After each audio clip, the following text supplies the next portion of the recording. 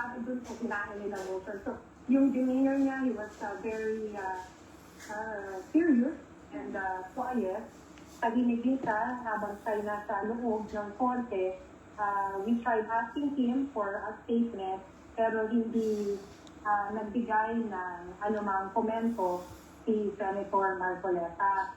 So yun ang, baka ngayon na siya magbibigay ng kanyang pahayag pagkatapos ng proseso ng return of warrant na nagaganap ngayon sa loob ng korte ng 3rd Division. JT? Okay, well, thank you very much. Ito po si Nico Fabian, programa natin Nico Daria Talk with Nico. Live lang naman tayo po to give you ang breaking news ngayon sa Pilipinas. Nasa loob na po ng opisina ng korte si Senator Rodante Marcoleta po, no? Apparently, parang narinig natin na return of warrant na. Ibig sabihin, is already under the custody of the court, no? Nag-serve na ang warrant sa kanya. And we were also made to understand na nag-issue na din po ang korte, ang 3rd Division, ang warrant of arrest sa makasama ni Senator Rodante Marcoleta po. Ibig sabihin, yun sila Mr. Espiritu, si Mr. Viray, and of course, former Congressman Mike Defensor. So, na live ito po sa sa unang balita ng GMA, and let's see po, no? Let's see what is the next kasi nasa loob pa si Senator Rodante Marcoleta, and ang dami din mga police po securing the area just in case po may mangyari. Actually, JP, labas-pasok sila eh. Labas-pasok yung mga opisyal ng CIDG sa loob nitong korte. So, probably because of the document, yung pagdodokumento rin, may proseso rin kasi itong pagdaraan na nakita natin din sa ibang mga kaso. So siguro, because of that, talagang labas-pasok, ang consistent, ba talagang may bantay dito sa labas ng korte. Yun ang hindi nawawala. So, yung kahit yung mga CIDG at yung mga police, sa pagkakasabi sa atin, mga Quezon City Police, ay hindi nawawala dito sa labas. Yung mga mas mataas ang rango, yun yung labas-pasok siguro inaasikaso yung proseso ng return of warrant. Nakita na natin yung of course, the clerk of court dito na pumasok inside, kasama niyang pumasok. There are other clerks na pumasok na. Ito na si Justice Carl Miranda. Good morning, Justice. This is Justice Carl Miranda. He is the chairman of the Sandigan Bayan 3rd Division. Pumasok siya sa loob ng korte kung saan naghihintay si Senator Marcoleta. Pero hindi nagbigay ng pahayag si Justice Miranda. After the hearing kanina actually, pinasa siya ng statement sa media. Tapos yun na nga yung nabanggit ko sa'yo kanina na it's appealing to the public to trust the justice system kasi naiintindihan daw ng korte na medyo mataas yung emotion and dun sa kasama sa kanilang appeal ay pahingi ng tiwala dahil titiyakin daw nila ay ang walang sala ay talaga namang mapapawalang sala. That is the last portion of his statement, Joey. Maki, maaaring hindi mo pa nasisilayan pero may informasyon tayong dumating si DILG Secretary John Quintanilla. Alam ba natin base sa iyong informasyon at nakausap dyan kung saan idediretso ang senador talaga immediately after that procedure, Maki? Okay, so ang alam lang natin na information ay we asked Justice Miranda kung saan yung detention. Kaninang umaga, kung saan idadala si Senator Marcoleta sakaling ma-serve yung warrant. At ang sinabi sa atin ay sa male dormitory, which is in Payatas. So yun yung statement kanina, maaaring magbago, pero yun yung sinabi ng korte. At nandun din yung ibang mga high profile na detainees, katulad ni Senator Bong Revilla at ni Senator Jinggoy Estrada. So, yun lahat natin, wala tayong ibang information na hawak. Ang pagkakaalam lang natin sa ngayon ay yung binanggit sa atin na didiretso after this, from Sandigan Bayan, ay diretso ng Quezon City Male Dormitory. Nagkaroon na kasi yan, di ba, ng hearing noon dahil hinihinga ni Senator Revilla na maipailalim siya sa custodial center ng PNP, pero ito ay ibinasura ng korte. Talagang kaya nag-check up pa sila. In-inspection pa nila yung male dormitory para makita na ito ay hindi congested at maayos yung magiging seguridad ng mga detainees. Kaya yun yung pinanghahawakan noon, and I'm assuming, and that is, I am assuming kaya yun din yung sinasabi ngayon na pupuntahan or pagpupuluhan kay Senator Marcoleta pending trial. Ayun. JP. Nakita natin, labas-masok talaga yung mga pulis dyan sa loob ng courtroom, no? Pero bakit sa iyong karanasan, Maki, yung ganyang klaseng procedure, gaano katagal yan? Yung tinatagal pag may mga ganyang klaseng pinoproseso? Medyo matagal. Hindi ilang minuto. Siguro maiksi na nakita ko noon. Okay, what you're watching now po, and live ito po sa GMA News, no? Tungkol kay Senator Rodante Marcoleta. Si Rodante Marcoleta nasa korte na ngayon po. Tapos na ang return of warrants. Ibig sabihin, si Rodante Marcoleta, Senator Rodante Marcoleta is already under the custody of the court. And he will be brought sa sa detention center niya po together with yung area na yun po, no? Nandoon si Senator Jinggoy Estrada as well as si Senator Revilla. Nandito po, no? Tingnan natin ito. Kung nakita ba nila kung saan nagpunta itong si DILG Secretary John Vic Rimulya, at dahil base sa ating informasyon siya ay nariyan Yung kanina siya dumating.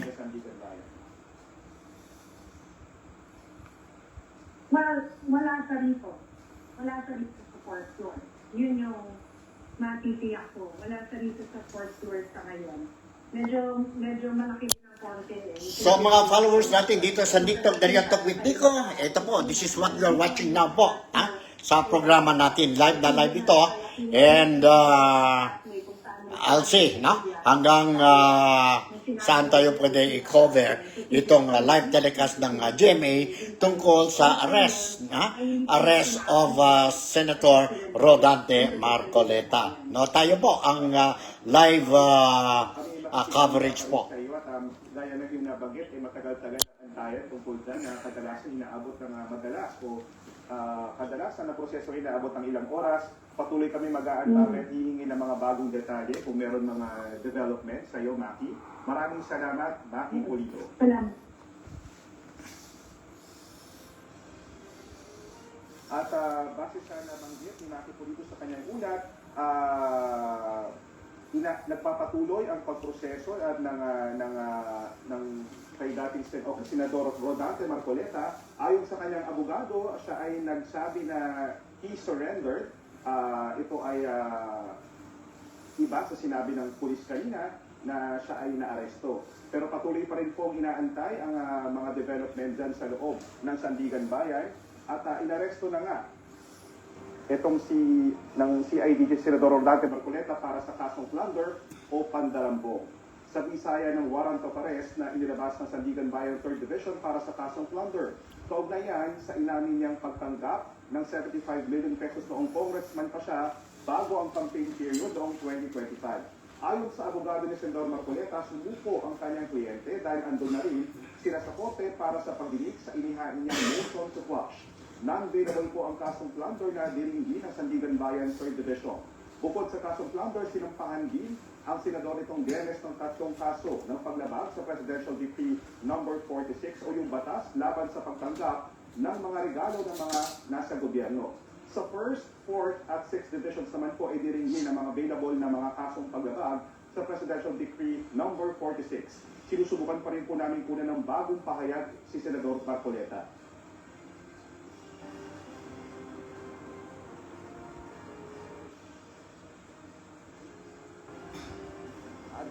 At yan po ang latest. Ako po si JP Soriano, na nakatutok sa live stream ng GMA News Online para sa mga update. Ito ang GMA News, walang tinikilingan, walang pinoprotektahan. Noon at ngayon, serbisyong totoo.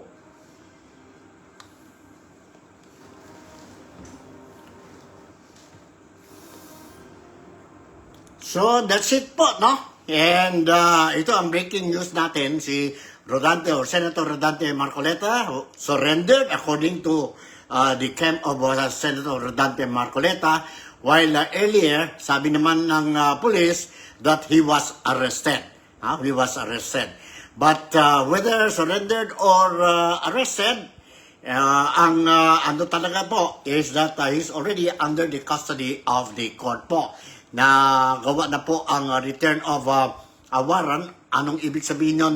Return of warrant, ibig sabihin, he is now under the custody of the court, no? Of the court. And wala pa tayong news regarding sa warrant of arrest ni Secretary, former Secretary and Congressman Mike Defensor. And makasama niya po, yon nag-donate ng campaign money kay Senator Rodante Marcoleta po, no? Sila Mr. Viray and si Mr. Espiritu po, no? But issued na daw po, na-issue na ang warrant of arrest sa itong tatlong individuals, no? Sa tatlong individuals. So, ano tayo, expected na po na this will happen. And siguro timing, coincident or timing ba ito po? Dahil, in just a matter of few more hours, mag-umpisa na din po ang sabihin natin itong first day of the impeachment trial of Inday Sara Duterte. So ito ang latest updates natin sa Manila.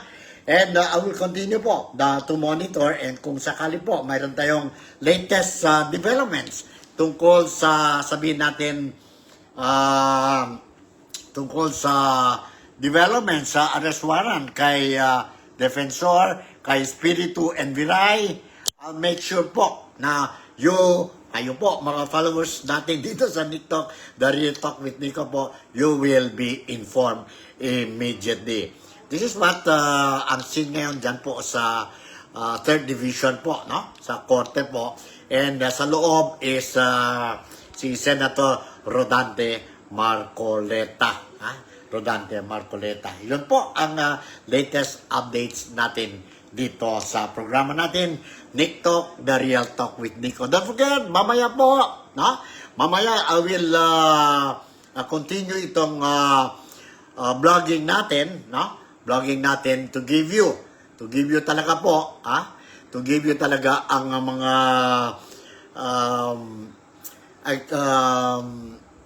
proceedings dyan po sa first day of the impeachment trial of Inday Sara Duterte. Marami narinig ko po, marami din mga followers ni Inday Sara Duterte, mga followers ni Senator Rodante Marcoleta, they are not happy with the updates or developments po tungkol kay Senator Rodante Marcoleta po. Let's see what will happen. Ang grupo ng Iglesia ni Cristo, ang mga supporters ni Senator Rodante Marcoleta, ang of course ang mga DDS, what will be the next move, no? What will be the next move? Medyo tense tayo ngayon dito po dyan po sa Pilipinas. In fact, dyan mismo sa Senado, na-deploy na ang PNP, something like 6,000 plus policemen to secure the area, no? And some roads na dyan po within the premises of the Senate were diverted or closed po, and expected na mga motorists will experience some inconvenience when it comes to, sabihin natin, sa traffic condition dyan po sa Manila. And yes, ano po ba? Wala pa masyadong tao dyan po sa Senate. I have been monitoring ang sitwasyon sa Senate, no? But so far, wala pa masyadong tao doon except ang dami na po mga pulis. The first batch dumating doon po, ang mga pulis, ay something like 750 policemen. As early around 8 or 9 o'clock in the morning, dumating, I also saw na dumating din ang some SWAT members, no? Na deploy din po dyan po sa Senado. Sa Senado. So, medyo ano talaga tayo ngayon dyan po sa Pilipinas. Ingat lang tayo, no? Relax lang tayo mga Filipinos dito sa Sabah. And let's continue to pray po na we hope that this Monday, no? Monday po will be a peaceful Monday para sa ating lahat despite itong mga developments po, no? What is happening dyan po sa Pilipinas, dyan sa Pilipinas. So siguro hanggang dito na lang muna ang latest updates ko para sa inyo lahat po, no? Tungkol sa political scenario in the Philippines, especially the arrest or surrender, so-called surrender of Rodante Marcoleta, and the issuance of warrant of arrest or arrest warrants to former Secretary and Congressman Mike Defensor, Mr. Raviray, and Mr. Espiritu po. Yon ang latest natin. And don't forget mamaya, maybe I'll be coming back kung sakali walang tayong malaking balita, no? And maybe my next vlogging will be at 1 o'clock or let's say between 1 o'clock to 1:30 po. To give you ang live impeachment trial of Inday Sara Duterte. In the meantime, kung okay, let's see what is happening. Yan po sa 3rd Division. So far, okay, wala man, no? No further developments. So siguro, in the meantime, hanggang dito na lang muna si Nick to. I'll see you later on po, before 2 o'clock. Bye! And ingat kayong lahat.